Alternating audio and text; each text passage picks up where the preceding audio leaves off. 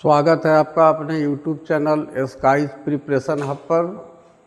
तो आज हम क्लास ये इंटरमीडिएट का जो एग्ज़ाम स्पेशल जो हम लेक्चर जो इसमें आगे बढ़ा रहे हैं ज्योग्राफी का। तो ज्योग्राफी में हम अभी तक पिछले लेक्चर में हम लोगों ने 45 तक के प्रश्न का एक्सप्लेन कर लिया था, व्याख्यात्मक हल कर लिया था। आज हम 46 से इसको आगे बढ़ाएंगे और प्रयास करते हैं कि आज इस ऑब्जेक्टिव कम से कम हम इसका समाप्त कर दें।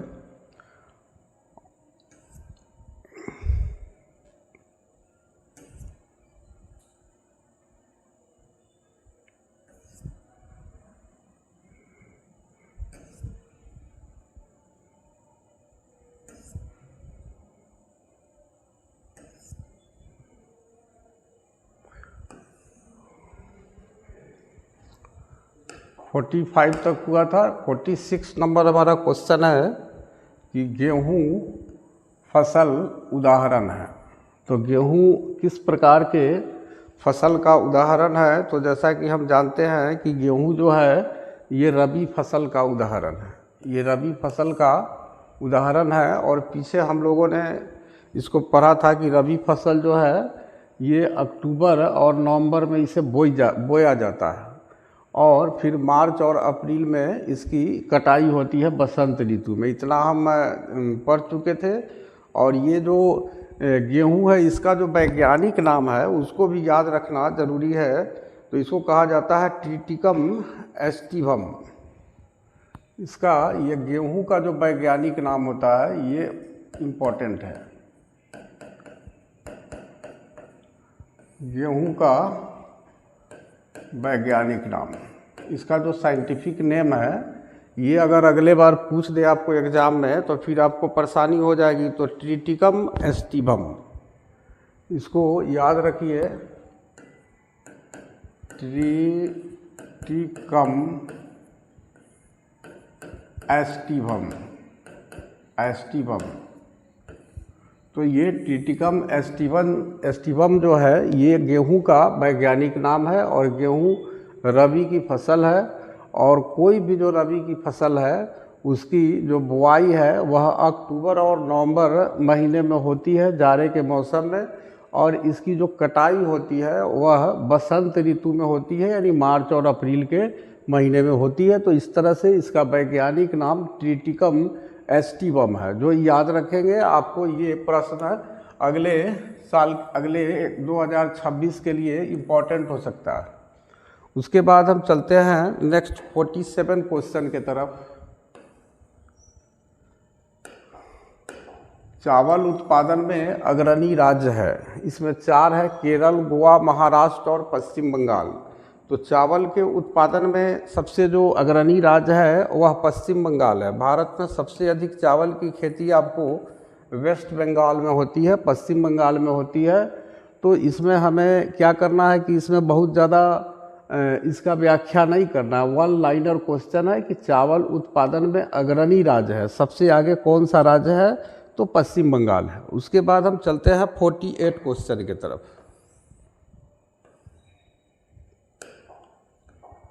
कपास उत्पादन में अग्रणी राज्य है। कपास का उत्पादन भारत के किस राज्य में सबसे अधिक होती है? तो कपास ये भी 1 लाइनर क्वेश्चन है। तो इसमें आप गुजरात का नाम याद रखिएगा। गुजरात में कपास की जो खेती है वह सबसे अधिक होती है भारत में। तो ये गुजरात में कपास की खेती सबसे अधिक होती है यानी कपास उत्पादन में अग्रणी राज्य है गुजरात। उसके बाद हमारा नेक्स्ट क्वेश्चन है कि निम्न में से किसमें टैनिन पाई जाती है? टैनिन एक रसायन है, एक केमिकल है। एक मिनट इसको ऊपर बढ़ा देते हैं, इसको 49।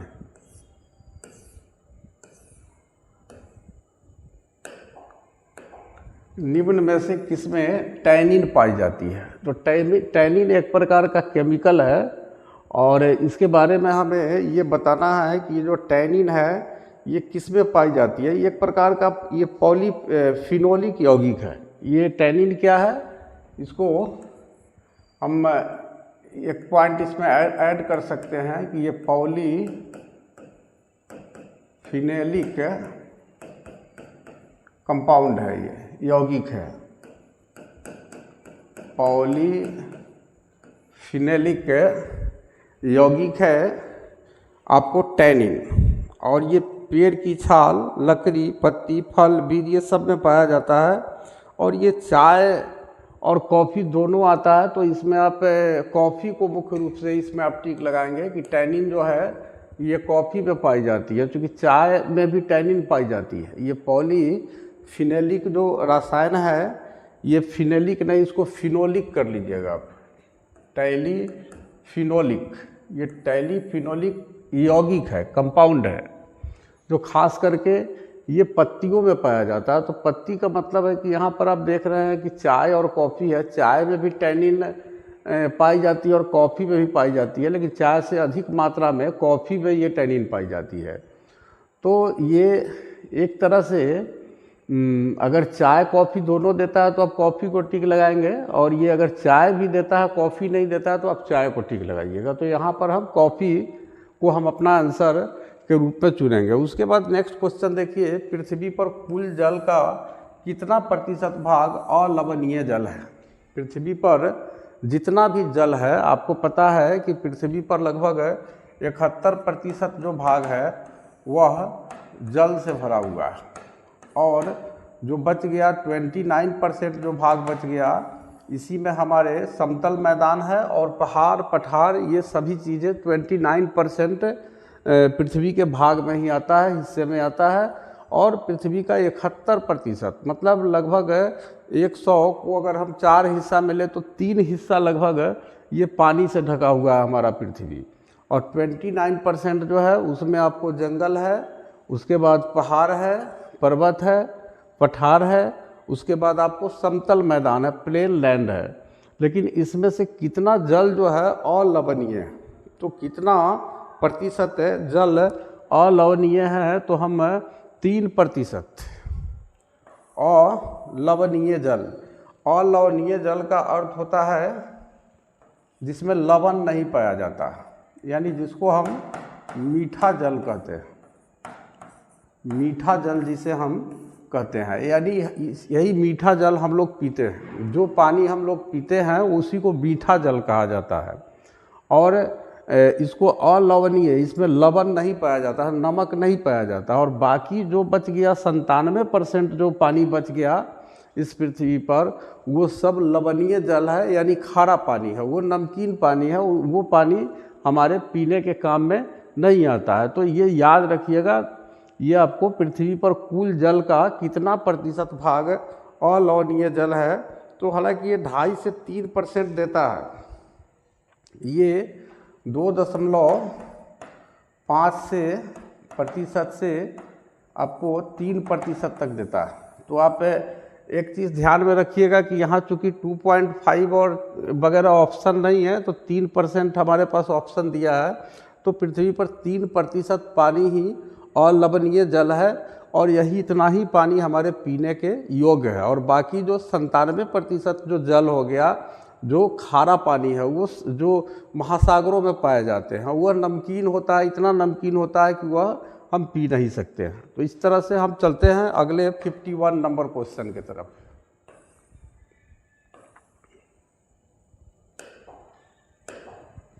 निम्न में से कौन धात्विक खनिज है? तो लोहा भी एक धातु है, मैग्नीज भी एक धातु है, और तांबा भी एक धातु है। तो तीनों के तीनों को हम देख रहे हैं कि खनिज उसे कहा जाता है जिसे ज़मीन के नीचे से खोद कर निकाला जाता है। तो चाहे लोहा है या मैग्नीज है या तांबा है, ये तीनों के तीनों धातु है, धात्विक खनिज है, क्योंकि इस तीनों को ज़मीन के नीचे से, ज़मीन के अंदर से इसे खोद कर निकाला जाता है इसके अयस्क के रूप में। चूँकि लोहा है तो लोहा का जैसे अयस्क हो गया आपको हेमेटाइट, हेमेटाइट के रूप में इसको निकाला जाता है आपको पृथ्वी के अंदर से। हेमेटाइट इसको क्यों कहा जाता है? क्योंकि लोहा ऐसा नहीं है कि जो लोहा या मैग्नीज या तांबा हम जो बाहर उपयोग करते हैं अपने जीवन में, तो बिल्कुल उसी तरह का रहता है, उसमें अशुद्धियाँ मिली रहती है। और जब उसमें अशुद्धियाँ मिली रहती है, तो उसी को अयस्क कहा जाता है। तो ये जो हेमेटाइट है ये लोहा का क्या है, अयस्क है। तो उसी तरह से ये आपको ये जितने भी धातु है सबको किसी न किसी अयस्क से जो है अयस्क निकाला जाता है पृथ्वी से, और फिर उसको प्यूरिफाई किया जाता है, उसका शोधन किया जाता है कारखाना में, और उसमें अशुद्धियों को हटा दिया जाता है। उसके बाद हमें लोहा, मैग्नीज, तांबा या सोना या कोई भी जो धातु है हमें प्राप्त होता है। तो धात्विक खनिज लोहा, मैग्नीज और तांबा तीनों है, इसलिए हमारा जो आंसर होगा इनमें से सभी होगा। उसके बाद हम चलते हैं नेक्स्ट क्वेश्चन 52 के तरफ।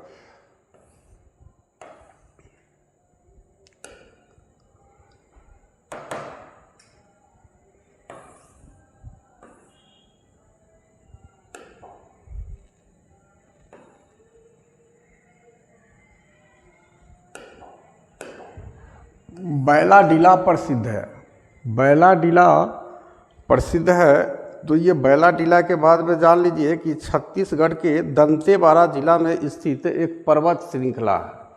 ये बैलाडीला एक स्थान का नाम है जो ये छत्तीसगढ़ भारत का एक राज्य है। तो छत्तीसगढ़ के दंतेवाड़ा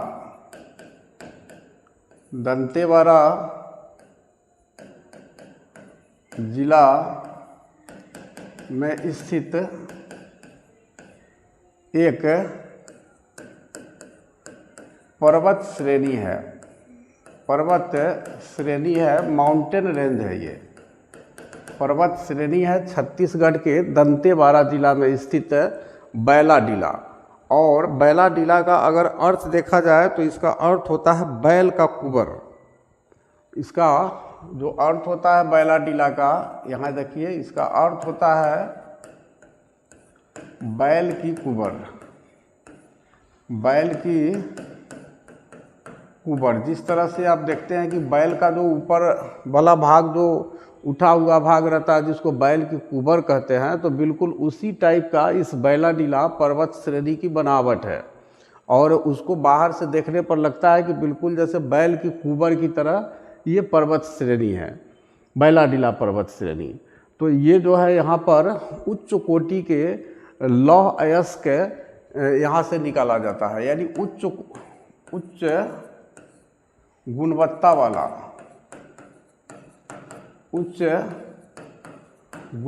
वाला लौह अयस्क के खदान के लिए प्रसिद्ध है।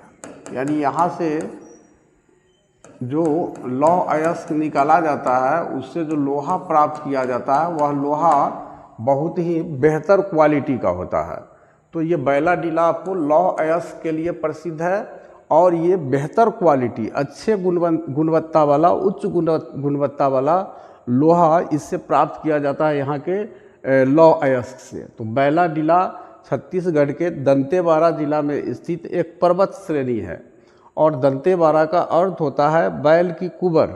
और यह प्रसिद्ध क्यों है, तो उच्च गुणवत्ता वाला लौह अयस्क के खदान के लिए प्रसिद्ध है, और इसलिए हमारा आंसर ए सही हो जाएगा। उसके बाद नेक्स्ट है गुरु महिसानी खान किस खनिज से संबंधित है। गुरु महिसानी खान किस खनिज से संबंधित है। तो गुरु महिसानी खान जो है यह लौह अयस्क की खान है जो उड़ीसा और झारखंड राज्य में स्थित है। ये यहाँ से भी लौह अयस्क निकाला जाता है, और ये जो है उड़ीसा को हम ओडिशा बोलते हैं अभी के समय में, इसका नाम बदल गया है ओडिशा और झारखंड राज्य में फैला एक लौह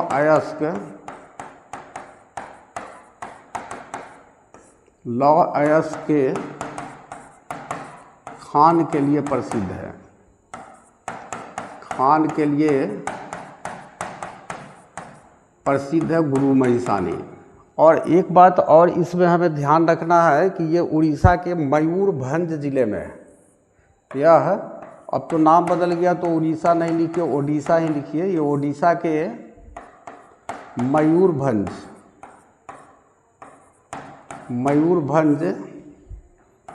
जिले में स्थित है। गुरु महिसानी जिले में स्थित है ये गुरु महिसानी। तो ये गुरु महिसानी खान किस खनिज से संबंधित है?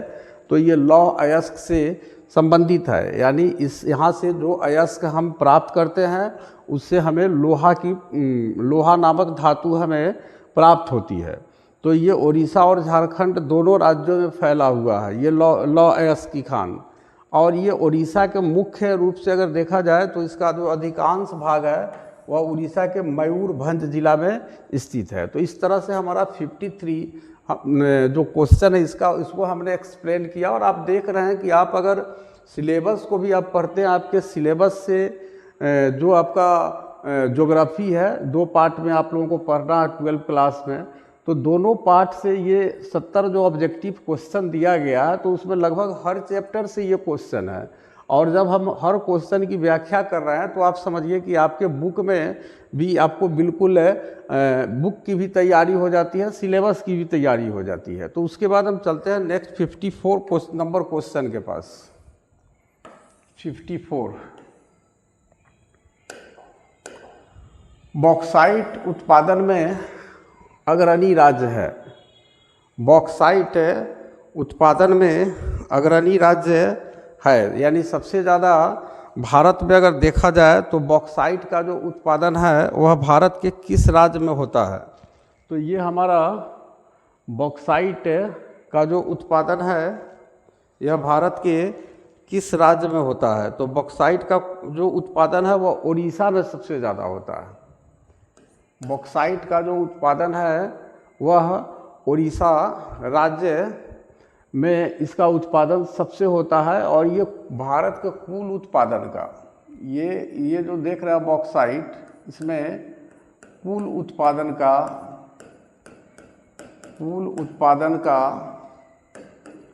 49%, यानी आधा हो गया, लगभग 50%। आधा कुल उत्पादन का 49% उड़ीसा में पाया जाता है। यानी उड़ीसा राज्य में अकेले आपको 49%, यानी लगभग पूरे भारत में जितना बॉक्साइट हमें प्राप्त होता है और उसका अगर आप देखिए तो आधा 49% सिर्फ उड़ीसा में ही पाया जाता है। और उसके बाद नंबर देखिए तो गुजरात, झारखंड और महाराष्ट्र का भी नाम इसमें आता है। उसके बाद अगर सेकंड पोजीशन पर देखिए तो गुजरात में भी सभी बॉक्साइट का खनन किया जाता है। उसके बाद आपका झारखंड भी इसके बाद है। और उसके बाद बाकी जो बचा वो महाराष्ट्र आप लिख सकते हैं। महाराष्ट्र में भी आपको इस 3 राज्य में भी बॉक्साइट के खान पाए जाते हैं। और आपको पता है कि बॉक्साइट जो है एल्यूमिनियम का अयस्क है। तो बॉक्साइट को जब हम ज़मीन के नीचे से निकालते हैं तो उसी को शुद्ध करके हम एल्यूमिनियम नामक धातु जो है वो प्राप्त करते हैं। तो इस तरह से हमारा 54 नंबर क्वेश्चन क्लियर हुआ। नेक्स्ट है, निम्नलिखित में से कौन ऊर्जा का नवीकरणीय स्रोत है? नवीकरणीय का अर्थ होता है कि अगर ऊर्जा वह समाप्त हो जाए तो फिर हम उस ऊर्जा को दोबारा प्राप्त कर सकते हैं। तो इसमें आपको जो एग्जाम्पल दिया है कि जिसको हम आसानी से दोबारा प्राप्त कर सकते हैं, तो देखिए 55 को यहाँ आप देखते हैं, एक ऑप्शन नीचे रह गया है। निम्नलिखित में से कौन ऊर्जा का नवीकरणीय स्रोत है? रीन्यूएबल सोर्सेज है। तो आप एक बात बताइए कि कोयला के खदान से अगर पूरा कोयला गायब हो जाए तो फिर कोयला को बनने में लाखों वर्ष लगते हैं। तो इसको हम रिन्यूएबल सोर्सेज नहीं मान सकते हैं। इसको हम जल्दी रिन्यू नहीं कर सकते हैं कि हाँ फिर से हम खदान से कोयला निकाल लें। वही स्थिति पेट्रोलियम की है। पेट्रोलियम के भी बनने में लाखों वर्ष का समय लगता है। पृथ्वी के अंदर या फिर समुद्र का जो तह होता है, जो उसका नीचे वाला भाग होता है, उसके भीतर खुदाई करके पेट्रोलियम निकाला जाता है और उसको बनने में भी लाखों वर्ष लगते हैं। और प्राकृतिक गैस, नेचुरल गैस को भी बनने में लाखों वर्ष का समय लगता है। तो ये तीनों जो है ये नवीकरणीय ऊर्जा का स्रोत नहीं है, ये सौर ऊर्जा है, सोलर एनर्जी है। अगर इस ऊर्जा को एक बार समाप्त हो जाती है तो फिर हम अगले दिन जब सूर्योदय होगा तो फिर हमें सौर ऊर्जा की प्राप्ति हो जाएगी। तो इस तरह से हम इसको रिन्यू कर सकते हैं और इसको रिन्यू करने में लाखों वर्ष लगते हैं। तो निम्नलिखित में से कौन ऊर्जा का नवीकरणीय स्रोत है? तो सौर ऊर्जा, सोलर एनर्जी। तो इस तरह से ये हमारा क्लियर हो गया। उसके बाद चलते हैं नेक्स्ट 56 नंबर।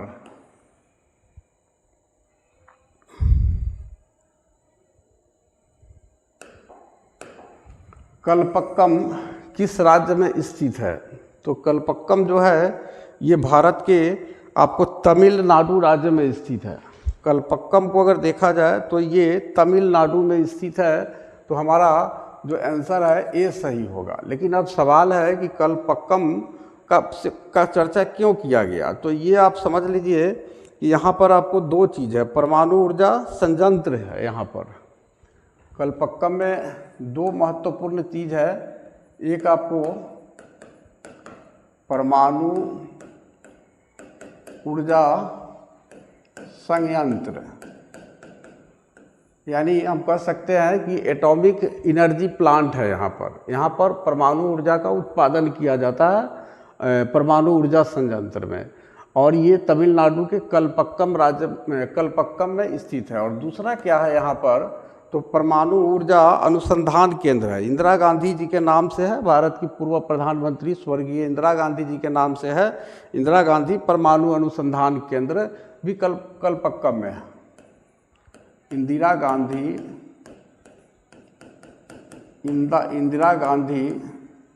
परमाणु अनुसंधान केंद्र, ये रिसर्च सेंटर भी है। यहाँ पर परमाणु से संबंधित आपको रिसर्च किया जाता है, अनुसंधान किया जाता है एटम से रिलेटेड, परमाणु से संबंधित।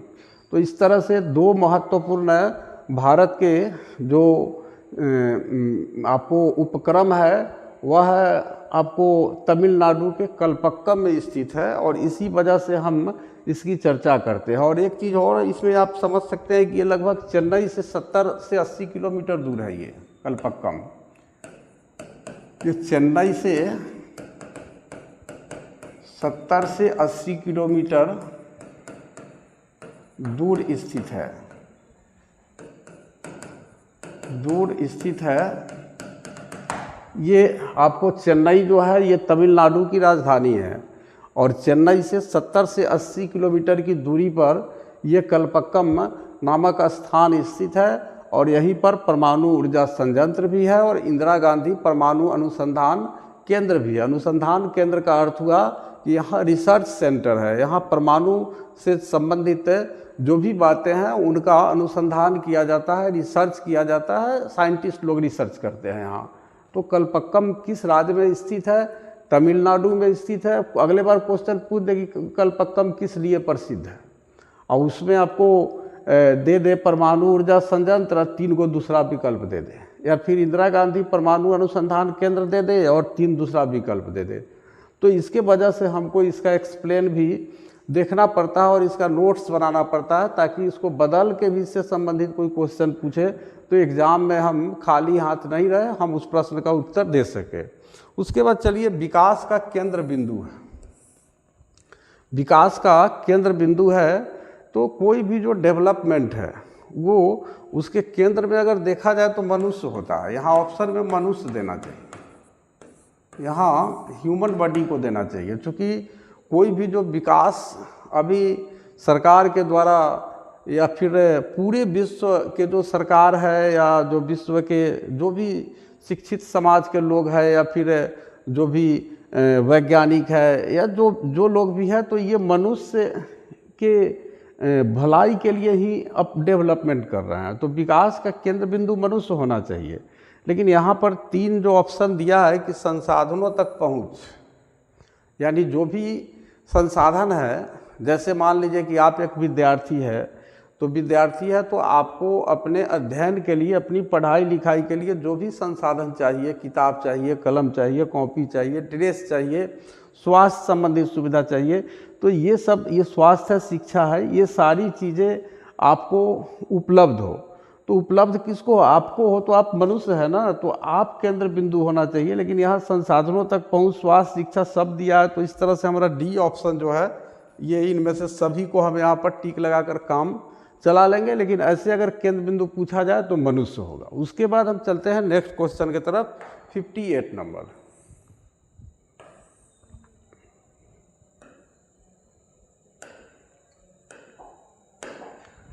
निम्नलिखित में से किस महाद्वीप में जनसंख्या वृद्धि दर सर्वाधिक है?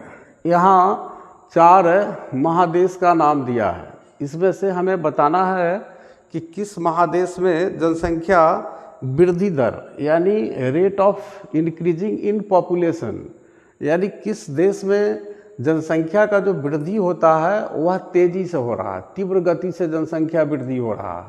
इस 4 महादेश का नाम दिया है। तो इस 4 महादेश अगर वर्ल्ड में देखा जाए तो अफ्रीका का नाम आता है 1 नंबर पर, फर्स्ट पोजीशन पर। अगर पहला स्थान विश्व में देखा जाए तो सबसे उच्च जो जनसंख्या वृद्धि दर है वह अफ्रीका महादेश में आता है। अफ्रीका महादेश में आपको आता है। क्यों आता है? क्योंकि यहाँ इसका कारण है, इसका कारण क्या है? तो इसका कारण है कि उच्च जन्म दर यानी प्रति वर्ष वहाँ जन्म लेने वाले लोगों की संख्या, बच्चों की संख्या अधिक है। और दूसरा कारण क्या है अत्यधिक जनसंख्या वृद्धि का अफ्रीका में कि निम्न मृत्यु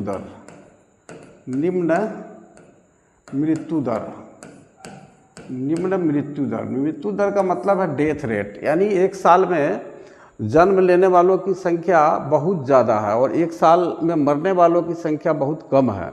तो वहाँ का जो मृत्यु दर है, डेथ रेट है, वो लो है, निम्न है। और जो बर्थ रेट है, जो जन्म लेने वाले बच्चों की संख्या बहुत उच्च है अफ्रीका में। तो 1 नंबर पर अफ्रीका होगा, लेकिन यहाँ अफ्रीका हमारे ऑप्शन में दिया नहीं है। तो अगर अगले बार अगर आपको एशिया यहाँ पर आंसर होगा, हमारा महादेश है, ये 2 नंबर पर आता है, लेकिन हम यहाँ आंसर विकल्प के हिसाब से एशिया दे देंगे। लेकिन ये ध्यान में रखिएगा कि अगले बार अगर इसमें अफ्रीका अगर इस बाकी 3 ऑप्शन में घुसा दिया तो हम अफ्रीका को अपना आंसर के रूप में सिलेक्ट करेंगे। तो इस तरह से नेक्स्ट क्वेश्चन है, निम्नलिखित देशों में से किसका लिंगानुपात सर्वाधिक है? लिंगानुपात सर्वाधिक है, यानी किस देश में लिंगानुपात सर्वाधिक है? यहाँ देखिए, निम्नलिखित देशों में से किसका लिंगानुपात सर्वाधिक है? तो इसमें लैटविया का नाम आता है। लैटविया का जो लिंगानुपात है वह सर्वाधिक है, क्योंकि अगर देखा जाए तो 1 नंबर पर आपका जापान दिया है। तो जापान में जो लिंगानुपात है 100, जापान में 195 है।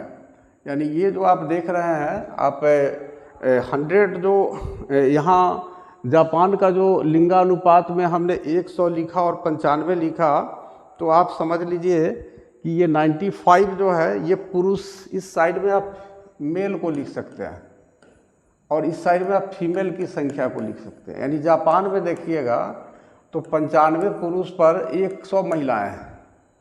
और उसके बाद फ्रांस का लिंगानुपात अगर आप देखिएगा तो फ्रांस का जो लिंगानुपात है वो हो जाएगा आपका 193, 100 महिला है और 93 पुरुष है। यानी यहाँ भी जापान में भी पुरुषों की संख्या कम है महिलाओं से, और फ्रांस में भी आप देख रहे हैं कि जापान से भी कम है फ्रांस में महिलाओं की संख्या। उसके बाद चीन में अगर आप जाते हैं तो चीन में ठीक इसका उल्टा है, यहाँ पर आपको 100 and 106 है, 100 and 106 है। ये इसका मतलब हो गया कि 100 महिलाओं पर 106 पुरुष है चीन में। और सबसे लास्ट में आपका लैटविया दे रहा है, तो लैटविया की जो स्थिति है यहाँ का लिंगानुपात सबसे अधिक है, 186। ये हमारा आंसर हो गया, यानी 86 जो आपके पुरुष है और उस पर 100 महिलाएं हैं। तो लैटविया में सबसे ज़्यादा महिलाओं की संख्या है। तो इस तरह से हमारा आंसर जो होगा, आप ये लिंगानुपात में आप लिख लीजिएगा, ताकि आपको अगर ये ऑप्शन नहीं दे के अलग वाला दे दे, इधर हम मेल लिखे, इधर वाला जो है अगर आपको नहीं समझ में आए तो इसको आप इस तरह से लिख लीजिए, इधर पुरुष और इस साइड में फीमेल यानी महिला है ये, और इधर देश के, हर देश के सामने हमने लिखा है। तो इस तरह से चारों देश में हम लिंगानुपात को देखें तो यहाँ देख रहे हैं कि 46 पुरुष पर 100 महिलाएं हैं, कहाँ पर, लैटविया में। तो इस तरह से लैटविया का जो लिंगानुपात है वह सर्वाधिक है, मैक्सिमम है इस चारों में। उसके बाद नेक्स्ट हम चलते हैं 60वें प्रश्न की तरफ।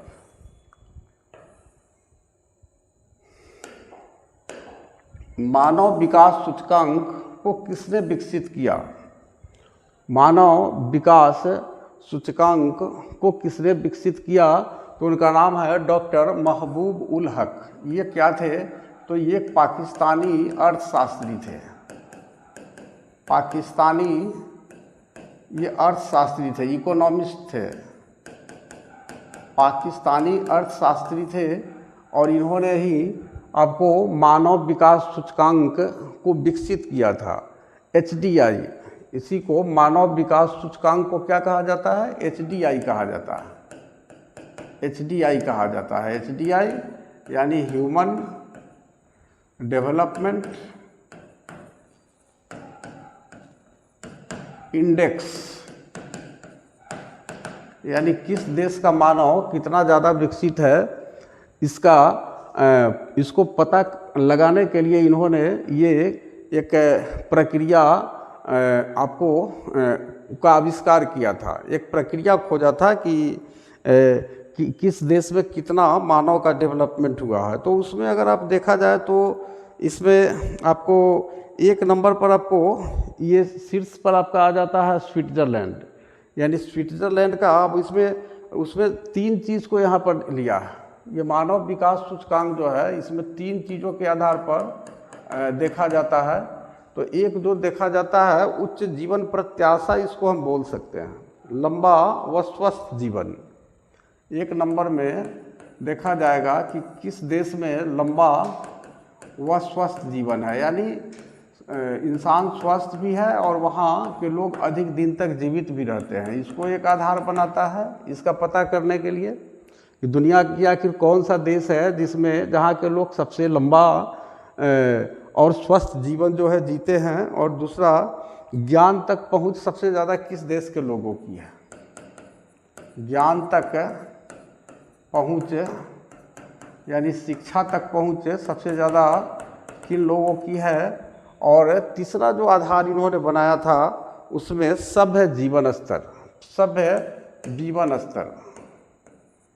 ऐसा होता है कि जब किसी के पास बहुत ज़्यादा पैसा हो जाता है तो इंसान असभ्य टाइप का हो जाता है। तो ऐसा नहीं है, अगर आपका जीवन स्तर सभ्य है, सिविलाइज्ड है, और आप एक अच्छा एजुकेशन प्राप्त कर रहे हैं और आप लंबा और हेल्दी लाइफ अगर जी रहे हैं, अगर ये 3 व्यवस्था जिस देश का सबसे ऊपर है उसको माना जाएगा कि वहाँ का जो HDI है, ह्यूमन डेवलपमेंट इंडेक्स है या मानव विकास सूचकांक है, उस देश का सबसे अधिक है। तो इसमें 1 नंबर पर अगर आता है दुनिया में स्थान तो स्विट्ज़रलैंड का आता है, स्विट्ज़रलैंड का आता है। यानी ये तीनों जो आपको तीनों जो तरीका अपनाया गया मानव विकास सूचकांक प्राप्त करने के लिए, तो इसमें क्या है कि स्विट्ज़रलैंड 1 नंबर पर आता है पूरे दुनिया में।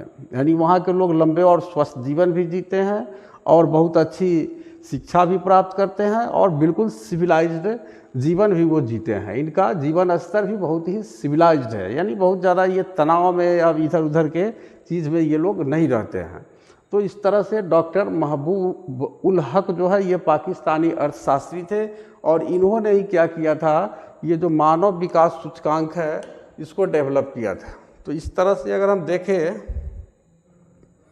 तो ये आपका ये आ जाता है आपका नेक्स्ट हमारा क्वेश्चन की तरफ चलते हैं। और इसको एक चीज़ और है, शायद 1990 में इसे वो स्थापित किया था। ये 1990 में लाया था इसको, और इसके एक सहयोगी भी थे, इनके एक सहयोगी भी थे, उनका नाम है अमर्त्य सेन। ये भारत के अर्थशास्त्री थे और ये नोबेल पुरस्कार विजेता थे, इनको नोबेल पुरस्कार भी मिला हुआ था। नोबेल पुरस्कार विजेता ये जो अमर्त्य सेन जो थे भारत के इकोनॉमिस्ट्स, इन्होंने इनको सहयोग दिया था डॉक्टर महबूब उल हक को और ये पाकिस्तानी इकोनॉमिस्ट्स को। तो ये देखिए विद्वान जो लोग होते हैं उनमें किसी प्रकार का बहुत ज़्यादा भेदभाव नहीं होता है। देखिए यहाँ अमर्त्य सेन इंडियन है, हिंदू है, और डॉक्टर महबूब उल हक जो है ये पाकिस्तानी है, लेकिन दोनों मिल करके जो है ये मानव कल्याण की बात के लिए एक साथ मिल करके एक प्लेटफॉर्म पर आकर के काम करते हैं। तो यही इंसानियत है और ये चीज़ उनमें आती है जिनके अंदर एक अच्छा एजुकेशन हो। तो नोबेल पुरस्कार विजेता है तो आप अनुमान लगा सकते हैं कि कितने बड़े ये विद्वान थे, और डॉक्टर महबूब उल हक भी कितने बड़े विद्वान थे। तो इस तरह से नेक्स्ट क्वेश्चन देखिए, निम्न में से कौन प्राथमिक क्रियाकलाप से संबंधित है? Primary activity. तो प्राइमरी एक्टिविटी में आपको खेती भी आ जाएगा, वानिकी वन लगाना भी आ जाएगा, और आखेट शिकार करना भी आ जाएगा।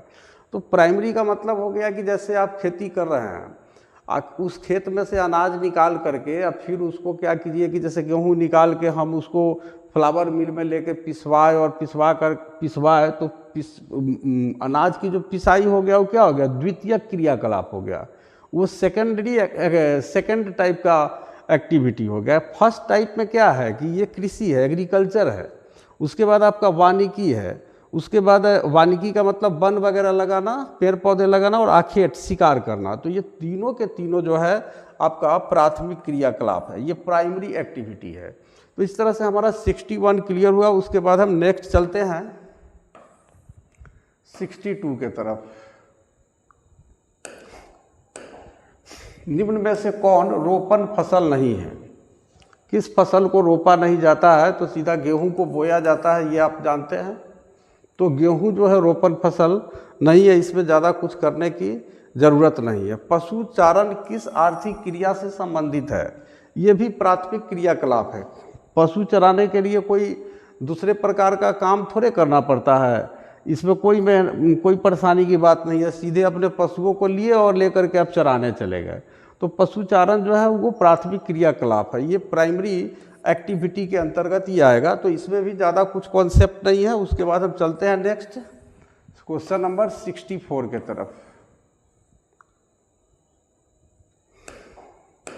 नागपुर योजना संबंधित है।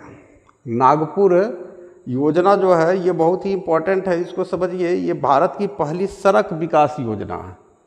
ये जो नागपुर योजना देख रहे हैं इसके बारे में जानिए। यह भारत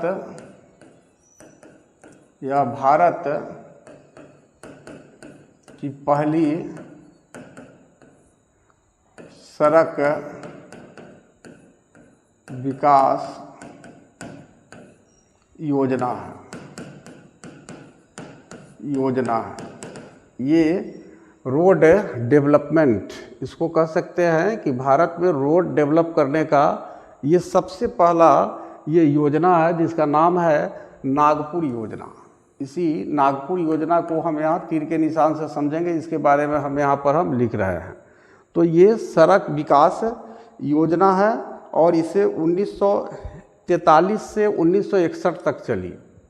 यह 1943 से 1961 तक चली, 61 तक यह योजना चली। यानी समझिए कि 1943 का मतलब आज़ादी के 4 साल पहले से यह शुरू हुआ और आज़ादी के आप देखिए 1961 तक, आज़ादी के बाद तक ये सड़क विकास योजना जो नागपुर योजना के नाम से संबंधित है यह चलती रही। और इसमें आपको सड़कों का वर्गीकरण किया गया। इस योजना में, नागपुर योजना में ही पहली बार सड़कों का वर्गीकरण किया गया। वर्गीकरण इसमें किया गया, और वर्गीकरण जो किया गया उसमें एक था NH नेशनल हाईवे, एक था स्टेट हाईवे, SH जैसे आप देखते हैं राष्ट्रीय राजमार्ग संख्या 1, 2 ये सब जो आता है, या फिर हर स्टेट का जो राजमार्ग होता है तो उसको एसएच भी इसमें आया, उसके बाद जिला का भी आया, आपको एमडीआर आया, मेन डिस्ट्रिक्ट रोड। इस जिला के अंतर्गत भी सड़क के विकास की बात आई। उसके बाद आपको ओडीआर और वीआर भी आया इसमें, ओडीआर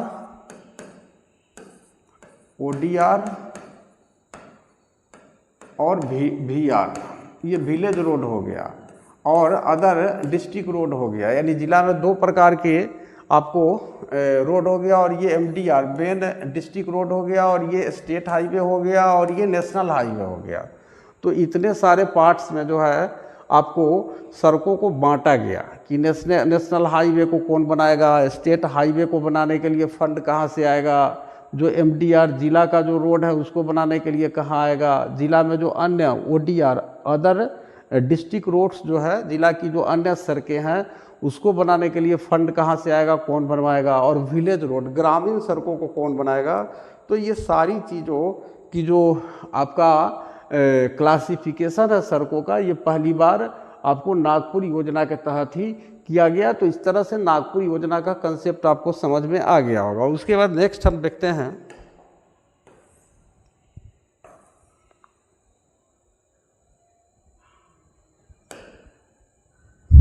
ये जो क्वेश्चन दिया है आपका,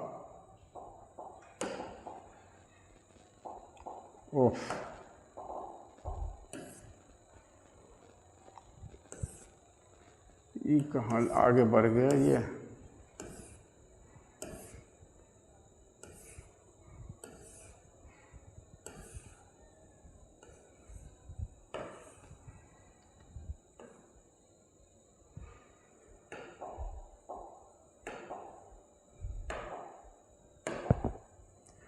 देखिए नेक्स्ट है कि ये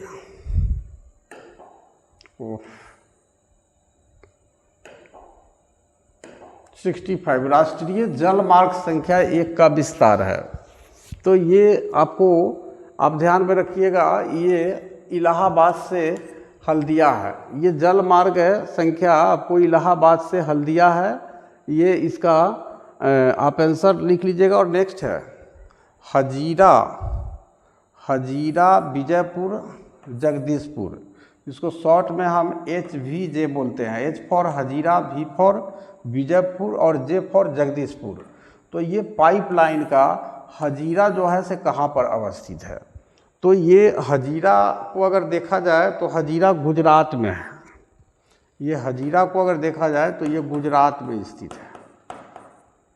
उसके बाद हमारा आ जाता है विजयपुर, विजयपुर को अगर देखा जाए तो ये विजयपुर जो है ये मध्य प्रदेश में है, ये मध्य प्रदेश में है। और जगदीशपुर को अगर देखा जाए तो जगदीशपुर जो है हमारा ये उत्तर प्रदेश में है। तो ये सोचिए कि उत्तर प्रदेश से गुजरात तक ये HVJ पाइपलाइन जो है आपको फैला हुआ है। और ये पाइपलाइन के विषय में अगर देखा जाए कि हजीरा कहाँ है, तो आपका C ऑप्शन यहाँ पर गुजरात में है, तो गुजरात को आप टिक लगा देंगे। और ऐसे हम गुजरात लिख भी दिए हैं कि हजीरा पाइपलाइन, ये हजीरा कहाँ अवस्थित है, चूँकि तीनों स्टेट से होकर के हजीरा, विजयपुर और जगदीशपुर, तो हजीरा गुजरात में है, विजयपुर मध्य प्रदेश में है, जगदीशपुर उत्तर प्रदेश में है। तो ये जो पाइपलाइन है वो उत्तर प्रदेश से गुजरात तक जाती है। और इसलिए इसमें से सबका स्थान हम अलग अलग लिख दिए हैं कि कौन किस स्टेट में है। तो हजीरा के बारे में पूछ रहा था कि हजीरा कहाँ अवस्थित है, हजीरा गुजरात में अवस्थित है। उसके बाद हम चलते हैं नेक्स्ट 67 नंबर के पास।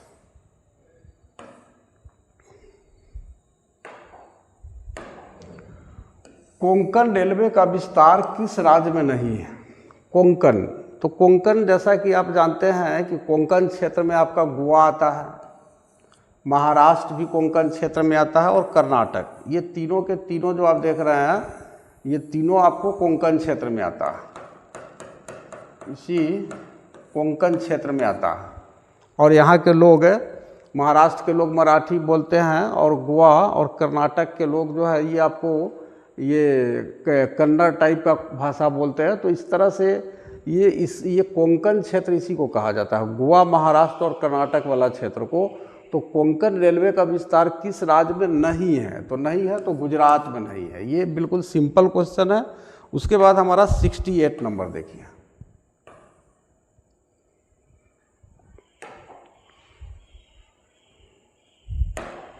भारतीय रेलवे की स्थापना कब हुई? तो भारतीय रेलवे की जो स्थापना है वह 1853 ईस्वी में हुई। और 1853 ईस्वी में पहली जो रेल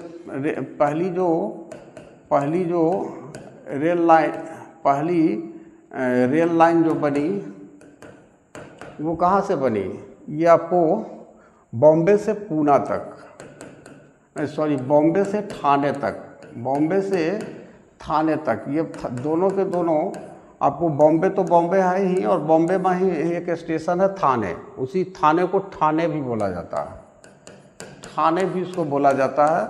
तो ये लगभग 34 किलोमीटर लंबा रेलवे था और इसको 1853 ईस्वी में इसको स्टार्ट किया गया था और शायद 15 अप्रैल को किया गया था इसको शायद। तो 15 अप्रैल को हम लोग इसको, हाँ 16 अप्रैल 1853 को इसे चालू किया गया था। ये भारत की जो पहली रेलवे है उसको 16 अप्रैल 1853 को चालू किया गया था और इसलिए इस दिन हम रेलवे दिवस के रूप में भी मनाते हैं 16 अप्रैल को। तो ये क्वेश्चन भी पूछ दे सकता है कि ये रेलवे दिवस कब मनाया जाता है? तो 16 अप्रैल को मनाया जाता है, क्योंकि 16 अप्रैल 1853 को भारतीय रेलवे, भारत में पहली रेलगाड़ी आपको चली थी बॉम्बे से ठाणे तक। 34 किलोमीटर इस रेलवे लाइन की लंबाई थी और ये ब्रॉड गेज, बड़ी लाइन की रेलवे ये चली थी। उसके बाद नेक्स्ट है हमारा 69।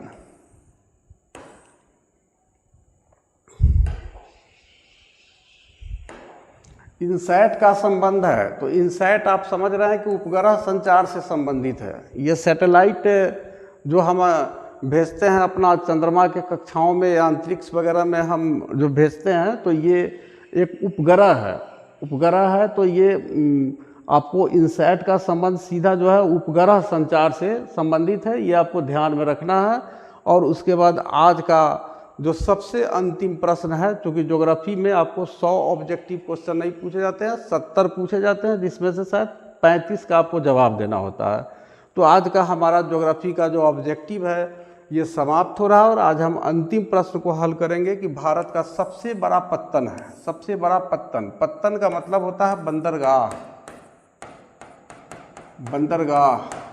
इसी को बोला जाता है डॉकयार्ड, यानी कह सकते हैं कि जहाँ पर समुद्री जहाज़ें आकर के रुकती है, तो उसी को हम पत्तन कहते हैं। तो ये भारत का जो सबसे बड़ा पत्तन है वह मुंबई है। और इस पत्तन का नाम क्या है? तो इसका नाम है नहवा सेवा। जवाहरलाल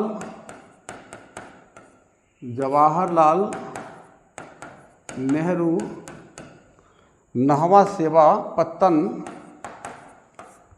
के नाम से इसे हम जानते हैं। नहवा सेवा मूल रूप से आप याद रखिएगा। ऐसे भारत का सबसे बड़ा पत्तन कौन सा है? तो मुंबई है। तो चलिए, इस तरह से हमने आपको 2023 का जो हिस्ट्री है उसको हमने पूरा तरह से हल किया और उसके बाद ज्योग्राफी का आज हमने पूरा जो प्रीवियस ईयर्स का क्वेश्चन है उसको व्याख्यात्मक रूप से हल किया ताकि आपको ज्योग्राफी का सिलेबस पूरा हो सके। और हम अगले लेक्चर से हम इसके लघुत्तरीय प्रश्नों को हल करेंगे और दीर्घोत्तरीय प्रश्न जो बच जाएंगे, क्योंकि टाइम टेकन है, एक दिन में एक ही क्वेश्चन हो पाता है, तो उसे हम क्या करेंगे कि एक नया PDF के माध्यम से सबसे लास्ट में हम लॉन्ग क्वेश्चन का अध्ययन करेंगे, क्योंकि उसमें टाइम किल होता है और हम इसमें इतना ज़्यादा व्याख्या कर दे रहे हैं आपको वस्तुनिष्ठ और लघुत्तरीय प्रश्न में कि इससे ही आपके सिलेबस का समझिए कि पूरा सिलेबस इसमें आ जा रहा है। तो हम लोग 2-3 वर्ष के अगर प्रश्न पत्रों को इसी तरह से व्याख्यात्मक रूप से अगर हल कर ले तो निश्चित रूप से हमारा जो है एग्ज़ाम के लिए पूरी तरह से तैयार हो जाएंगे और एक प्रश्न भी हमारे बाहर से नहीं आएंगे। तो चलिए, आप लोग अपने अपने दोस्तों के बीच शेयर कीजिए और चैनल को सब्सक्राइब कीजिए, लाइक कीजिए और लोगों को भी कहिए कि भाई सब्सक्राइब करें। चलिए।